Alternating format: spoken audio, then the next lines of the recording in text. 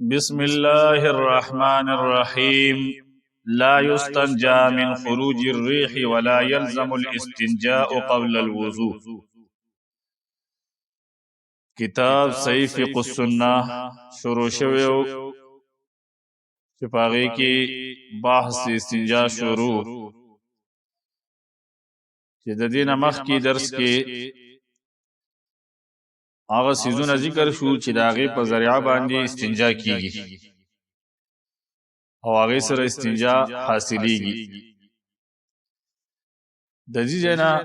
نن په دې درس کې دا مسله بیانېږي چې آیا یو انسان غټ او دسماتې نه کړي، میتیازې نه کړي او هسې او دسمات شوی وي، مثلا خروج الریح شوی وي یا اوده شوی وي،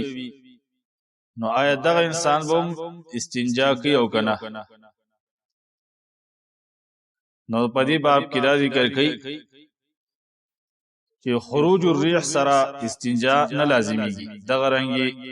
خوب سره هم استنجا نه لازمیږي. لا یستنجا استنجا به نه کیږي من خروج الریح د وجې د وتللو د هوا نه، ولا یلزم الاستنجاء او نه ده لازم استنجا قبل الوضوء مخکې د اوداسه نه. مطلب دا دی چې کله خروج الریح وشي یا نوم وشي، خوب وشي، نو خروج الریح سره اودس ماتیږي، دارنګې نوم خوب سره اودس ماتیږي، خو په دې کې استنجا نه ده لازم. من خرجت منه ریح، هغه څوک چې وځي د هغه نه هوا، او قام من نومه یا را بیدار شي د خپل خوب نه، فلیس علیه الاستنجاء، په ده باندې استنجا نه ده لازمه. قال ابن قدامه حنبلی رحمه الله فرمایلی دي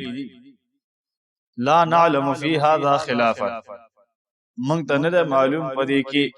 خلاف چا خلاف په دې کې نه دی کړی، په دې باندې د ټولو اتفاق دی د ټولو علماء کرام. قال ابو عبد الله فرمایلی دي لیس فی الریح استنجاء، نشته ده په هوا وتللو کې استنجا، فی کتاب الله، په کتاب د الله تعالی کې، ولا فی سنت رسوله، او نه په سنت د رسول الله صلی الله علیه وسلم کې. قرآن کې هم دا نشته چې تاسو هر اودس دپاره استنجا کوئ، دغه رنګې په احادیثو کې هم دا نشته چې هر اودس دپاره به استنجا کوي. انما علیه الوضوء، یقینا په دغه انسان باندې اودس کول لازمي دي د مانځه دپاره، او استنجا خو په دې وجه باندې چې کله غټ اودس ماتي وشي یا میتیازې وشي نو بیا به استنجا کوي، هغه بیا ځان نه مستقل عبادت دی. وان زید ابن اسلم، د زید ابن اسلم رحمه الله عنه روایت دی فی قوله تعالی، وقول د الله تعالی کی چې هغه فرمایلی دي اذا قمتم الى الصلاه فاغسلوا وجوهكم، چې الله تعالی فرمایي سوره مائده کې شپږم آیت کې اذا قمتم، کله چې تاسو اراده لرئ الى الصلاه د منځه،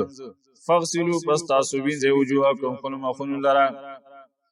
دارنګې کله چې تاسو پاسه الى الصلاه منځه ته نو تاسو خپل مخونه وینځئ. اذا قمتم من النوم، هغه معنا کوي چې کله تاسو پاسئ من النوم د خوب نه، هغه استدلال په دې طریقه باندې کوي ولم یأمر بغیره، الله تعالی حکم نه کړی سوا د اودس نه. دغلته کې استنجا مستقل ذکر الله تعالی نه کړی، فدل پس دی دلالت وکاله په دې باندې انه لا یجب، چې دا استنجا هر یو اودس دپاره نه لازم. ولأن الوجوب من الشرع، او دویمه وجه دا ده چې دا وجوب د شریعت نه دی او دې لپاره دلیل شرعي پکار دی. ولم یرد بالاستنجاء هنا نص، او نه دی راغلی په استنجا کولو سره دلته کې نص النص ولا هو او نه دا دغه استنجا چې نه دا فی معنی المنصوص علیه په معنا دا اس کې چې باغی باندې صراحت کړی شوی وي لأن الاستنجاء ذکر چې یقینا استنجاء انما شرع لازاله النجاسه دا هو مقرر شوی د لپاره د لري کولو د پلیتای ولا نجاستها او دلته نجاست نشته چې کله انسان نه خروج الريح شي یا د خو نه را پاس وليس الاستنجاء مما يجب ان يوصل بالوضوء او نه د استنجاء دا غسنا چې دا لازم وي چې رسیدل وکړي شي پاو داس سره مطلب دا چې دا دل لپاره ذریعہ د غزول شي چې د دې په ذریعہ باندې او دست ورسیږي دا پاو داس کې مستقل رکن نه دي ولا يسن ولا يستحب او استنجاء مسنون نه دا مستحب نه دا کما یظن کثیر من الناس لکه څنګه چې ګمان کې ډیر خلک بل هو عبادت مفردة بلکې دا جدا عبادت ته او هغه وخت کې عبادت ته چې کله انسان غټ او دسماتیو کې واړه بولو کې والمقصود منه انقاء المحل من النجاسه او مقصد استنجانا اغا صفا کول دا غزیدی من النجاست د نجاست څنګه